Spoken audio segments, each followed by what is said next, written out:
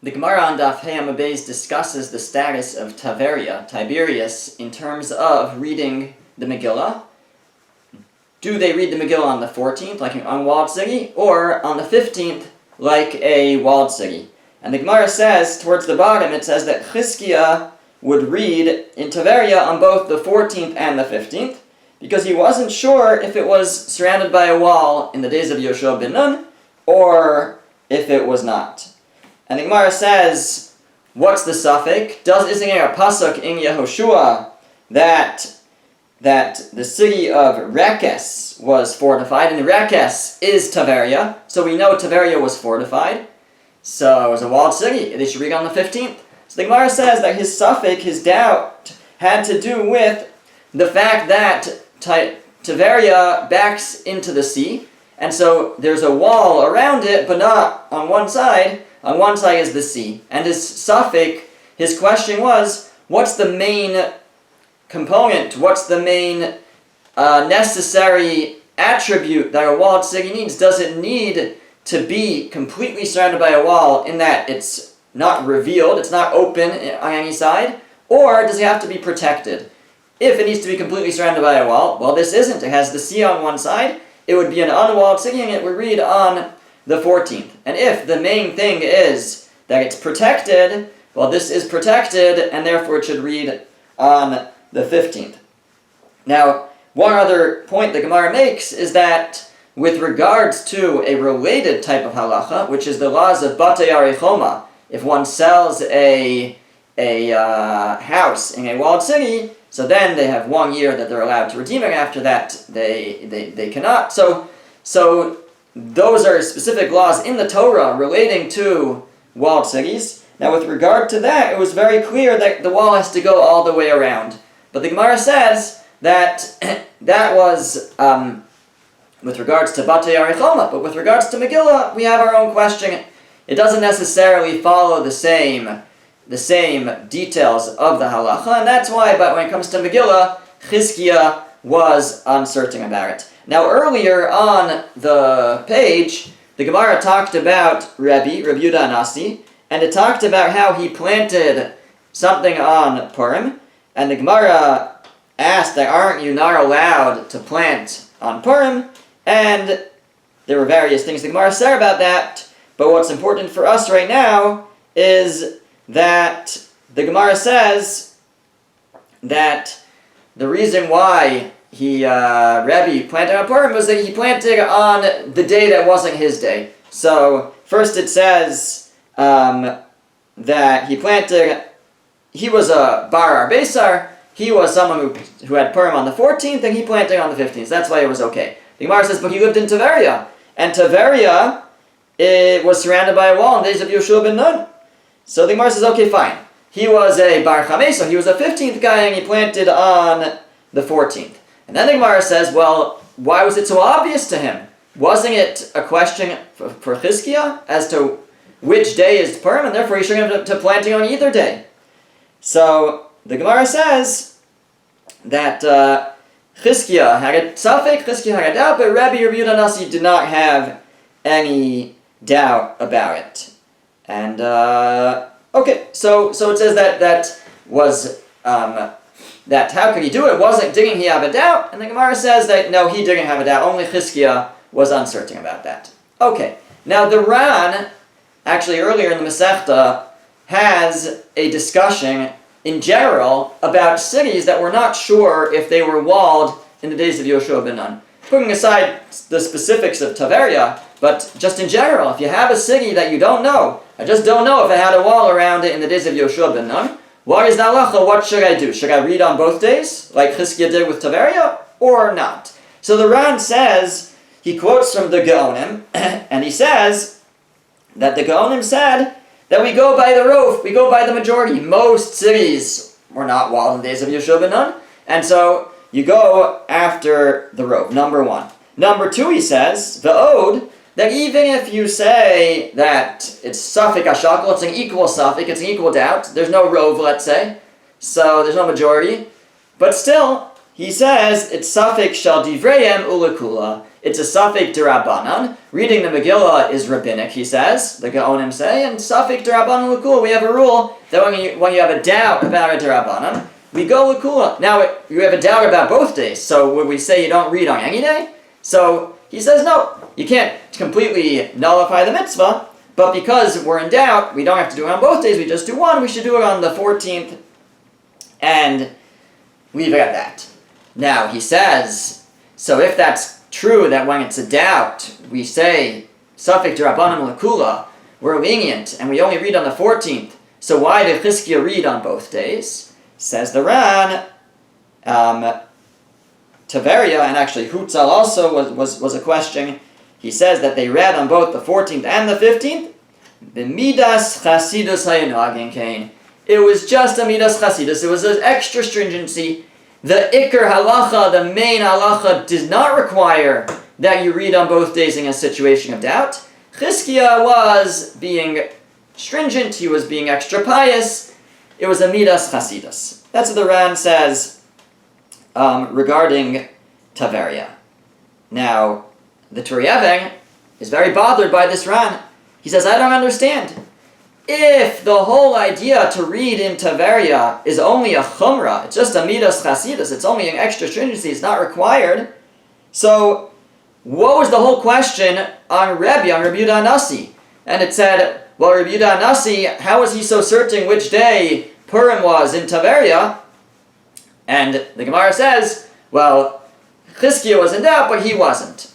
The Gemara should have said that even if Rabbi Nasi was in doubt, just like Chizkiah was, but when in doubt, we just really go with the 14th.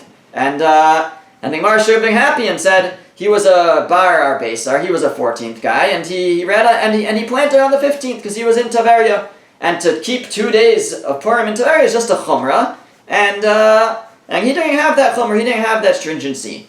So if it's true, like the Ran is saying, that even in Tiberia, we should follow this rule that when in doubt, we say Safek D'Rabbanan L'Kula, and we're lenient, and we just do it on the 14th. So then why did the Gemara have to say that Rabbi Yehuda Nasi, he was certain, he could have also been in doubt, just like Chizkiah, and still he will only have 1 day of Purim. And so the Turei suggests, actually, first of all, he then says that there were two considerations here. One consideration was that we go after the majority. That's why, if we're not sure about a city, we should follow the majority. The second was that, and the majority are unwalled, so we would read on the 14th. And the second was Safek D'Rabbanan L'Kula. Now he says, in terms of following the majority, maybe that line of reasoning doesn't apply by Tiberia. Because when we say we follow the majority, that's when we have a question. What was the city? Did it have a wall or not?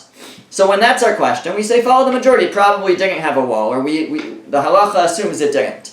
But Tiberia, our question isn't did it have a wall or not.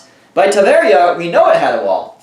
That we know about. We have a question about the status of that wall. Is it considered a walled city?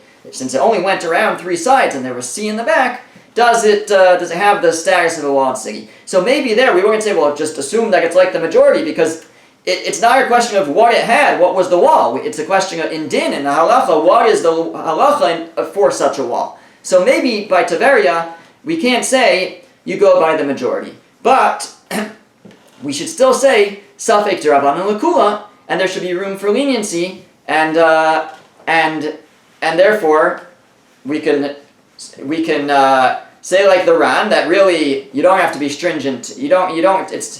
It's just a midas chasidus to keep 2 days. And we're back to the questions. Then why didn't the Gemara say that for Rebbe, that Rabbi Yehuda Nasi? Don't say he was certain. Say he was also in doubt, but he only kept 1 day because he didn't have the stringency.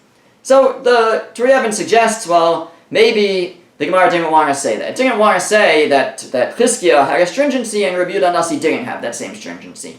So that Chizkiah had the midas chasidus, but Rabbi Yehuda Nasi didn't have the midas chasidus. It didn't want to say that. So instead it said that Rabbi Yehuda Nasi, he was certain about it, and that's why he didn't keep 2 days. But if he was uncertain, he would have done just like Chizkiah, midas chasidus, and kept 2 days.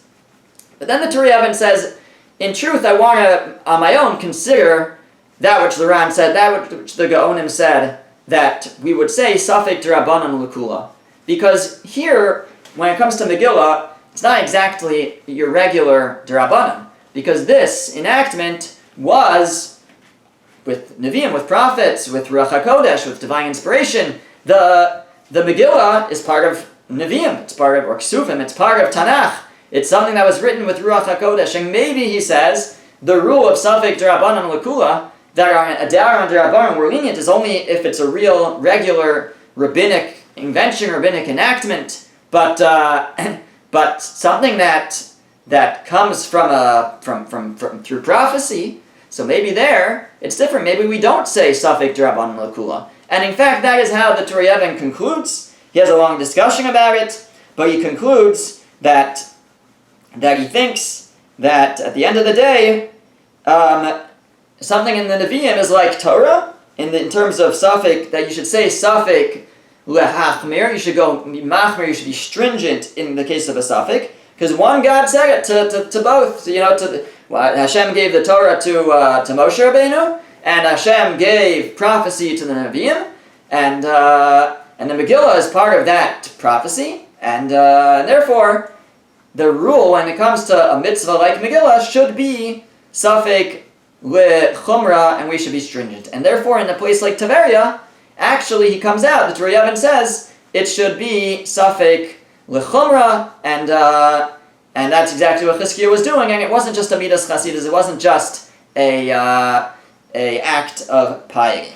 Now, that is actually how the Shulchan Aruch, well, not the Shulchan Aruch, the Shulchan Aruch does not talk about Tiberia. The Shulchan Aruch says, just in general, that a city which we have a doubt about whether it was surrounded by a wall, you read on both days, but you only make a bracha on the 14th. That's how the Shulchan Aruch paskins, and that's the halacha. The Mishnah Brura then says that Tiberia, and he's really quoting the Magen Avraham, Tiberia also is included in this. You have to read on both days. Tiberia is one of these places where we have a doubt, and therefore you should read on both days. So that would, certainly Tiberia, according to Turei Even, you should for sure read on both days if you have a doubt, because according to him, Safek D'Oraisa, it's like a Safek D'Oraisa, it's like a Torah Safek. It's a from Navi, but it's like a Torah Safek, and you should read on both days. But the Shulchan Aruch actually rules that even if it's not Tiberia, even if it's back up a step. It's not specifically Tiberia. The ruling, the idea of the Turei Even actually applies to any doubt, because any place is the same Safek. It's a doubt about Megillah. Megillah is it comes from the Nevi'im, and we should say Safek L'Achmir, we should be stringent, which is how we come out in the halacha. It's not clear that when the Shulchan Aruch says when we have a doubt you should keep both days, it's because he holds, like the Turei Even, that it's Safek L'Achmir, that we should be stringent on a Safek. But at the end of the day, that is how the Shulchan Aruch rules. Of any place that there's a doubt if it was walled, you should read on both days, and only make a bracha on the Megillah on the first day, on the 14th, and the Mishnah Brura throws in that Tiberia is included in this. Okay, now, Reb Moshe Sternbach says he's not so sure about Tiberia. Maybe Tiberia is actually different, and maybe Tiberia we don't have to read on both days. Why would it be different? So, Reb Sternbach says that he doesn't understand these poskim. He doesn't understand the Magen Avraham, the Mishnah Brura, and really earlier poskim who said to read in Tiberia on both days. And that is because the Rif and the Rush don't bring any mention of Tiberia being unique. They don't mention anything about Tiberia. And why would they not mention it? If it was a place that was a unique place, that was some kind of doubt about it, they should have mentioned it. The Gemara talked about it. It must be, he says, from the fact that they don't discuss it, that they hold that when it comes to Megillah, we actually will follow, at the end of the day, the line of halacha of Batei Arei Choma. And since Batei Arei Choma, since walled cities, when it comes to selling a house in a walled city, it has to be completely surrounded by a wall. So too, by Megillah. That's that halacha is paskined. It's paskined, it's ruled that by walled cities, by the law of selling a house in a walled city, Batei Arichoma has to be a city that was completely surrounded by a wall.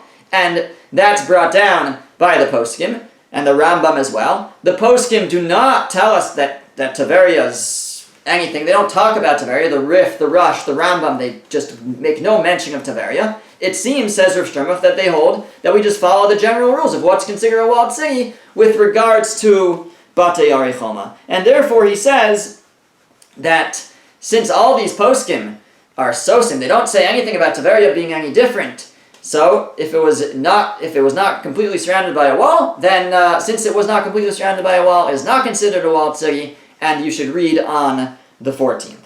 That is what Rav Sternbuch says at first. Then he says, but hold on a second. At the end of the day, if the minhag in Tiberia is to read on both days, which it is, I believe, so then he says it's the proper thing to do is continue the minhag, and he says perhaps it's not just because of minhag, maybe it's ikrading, maybe it's really the proper thing to do. Maybe we should be reading on both days in Tiberia, but for a very different reason. Why would we read on both days in Tiberia? It could be that Tiberia itself, he says, is like I'm arguing, is not considered a walled city. It was not walled in the days of Yoshua ben Nun because it was only walled on 3 sides, not on all sides. Fine, it's not a walled city. Tiberia reads on the 14th. However, he says, we quoted the pasuk that said that there were Arei Mivtzar, there were fortified cities, and those cities were Tzidim, Ter, Chamas, Rekes, and Kineres. One of those cities being Tiberia, but there were other fortified cities nearby. And says Rav Sternbuch, we don't know exactly where those cities are, how close to the ancient Tiberia they were. Now, our Tiberia nowadays, he says, is certainly much larger than the biblical Tiberia. And therefore, it's very possible that subsumed in our Tiberia is one of those walled cities that existed. It might not have a wall now, but is one of the places where there was a walled city in the days of Yoshua ben Nun. One of these other cities that are mentioned in this pasuk. And therefore, he says, out of that, because of that possibility, now in general, we wouldn't just grab at straws and say, well, maybe, but it's already the minhag, it's already a question about Tiberia, and it could be that one of these cities is included in that, and in that area, and therefore, Rav Sternbuch says that at the end of the day, there's reason to be concerned for this possibility, and therefore, it's if one of those cities is within Tiberias, so then we, like we discussed about Yerushalayim, whatever is then enlarged, that section that's the walled city, if it now has other sections attached to it, so those become part of that same city, and it's all considered a walled city, and all of those places would read on the 15th, and therefore, out of that concern, Rav Sternbuch agrees that it is indeed proper in Tiberia to read both on the 14th and the 15th of Adar.